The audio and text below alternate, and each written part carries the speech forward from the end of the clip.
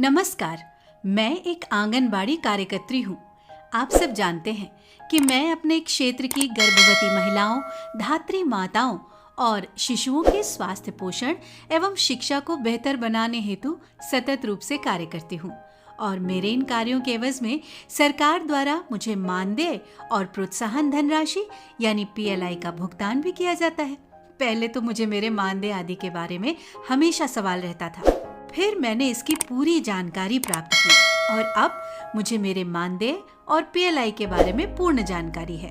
इसलिए मैंने सोचा क्यों ना आज मैं अपनी सभी आंगनबाड़ी कार्यकर्त्री दीदी लोगों से भी ये जानकारी साझा करूं।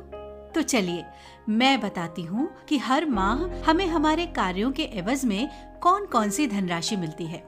एक आंगनबाड़ी कार्यकर्त्री के तौर पर हम जो हर माह निर्धारित कार्यों को करते हैं ना, उसके एवज में खुशी और संतुष्टि के साथ मुझे सरकार की तरफ से प्रति माह 4500 रुपए की निश्चित धनराशि मानदेय के रूप में मिलती है, जिसका 60% केंद्र सरकार की ओर से तो 40% राज्य सरकार की तरफ से प्राप्त होता है। इसके अतिरिक्त राज्य सरकार मुझे मेरी निष्ठावान सेवा के लिए 1500 रुपए की धनराशि अतिरिक्त मानदेय के रूप में भी देती है।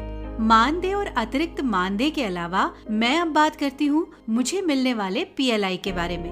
PLI का मतलब होता है परफॉर्मेंस लिंक्ड इंसेंटिव, यानी आसान भाषा में कहें तो ये एक तरह की प्रोत्साहन धनराशि है जो केंद्र एवं राज्य सरकार से हम आंगनबाड़ी कार्यकर्त्रियों को प्रति माह निर्धारित लक्ष्य पूरा करने पर मिलती है।